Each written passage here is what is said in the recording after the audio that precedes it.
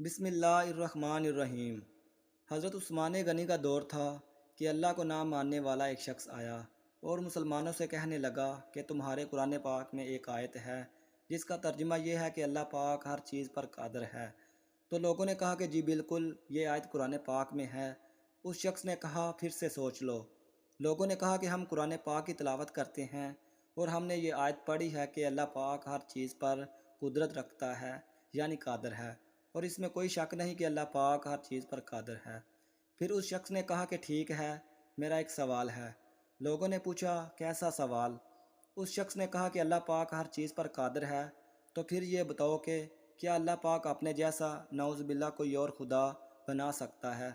تو یہ سن کر مسلمان سوچ میں پڑ گئے، سوچنے لگے کہ اگر ہاں میں جواب دیتے ہیں تو توحید خطرے میں پڑتی ہے، اور اگر نہ میں جواب دیتے ہیں تو قرآن خطرے میں ہے۔ لوگ اس سوال سے پریشان ہوئے۔ پھر آخر کار یہ فیصلہ ہوا کہ اس شخص کو قتل کر دیا جائے۔ وہ شخص مسکرایا اور کہنے لگا کہ میں تو مر جاؤں گا لیکن میرا سوال زندہ رہے گا۔ لوگ اس سوال کو پڑھیں گے اور میری ایک جماعت بن جائے گی۔ فیصلے کو روک دیا گیا۔ علماء آپس میں بیٹھے لیکن انہیں کوئی جواب نہ ملا۔ آخر وہی بیٹھا ایک بوڑھا شخص بولا، تیرا کیا سوال ہے؟ تجھے میں تیرے سوال کے لیے حضرت علی رضی اللہ تعالیٰ عنہ کی چوکھٹ پر لے چلتا ہوں۔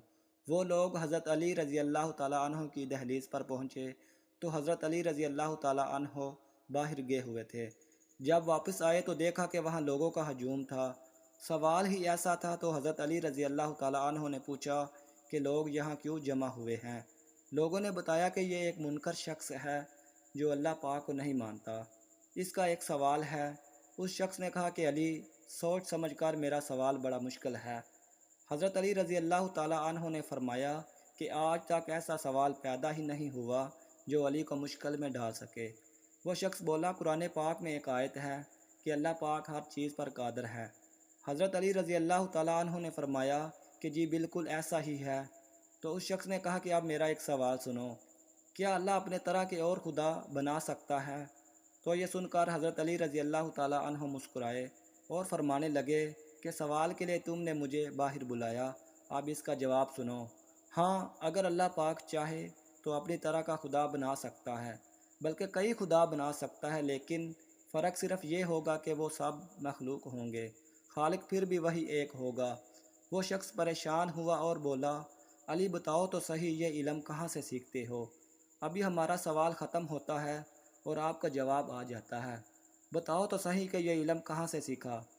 تو حضرت علی رضی اللہ تعالیٰ عنہ کا فرمان ہے کہ یہ رسول کریم صلی اللہ علیہ وسلم کے لعاب کا اثر ہے کہ علی کائنات کے راز کھول کے رکھ دیتا ہے۔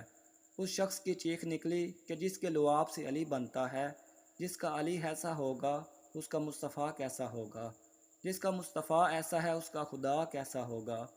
دوستو، یہ تو تھا حضرت علی رضی اللہ تعالیٰ عنہ کے علم کا ایک چھوٹا سا واقعہ جو میں نے آپ کے ساتھ پیش کیا۔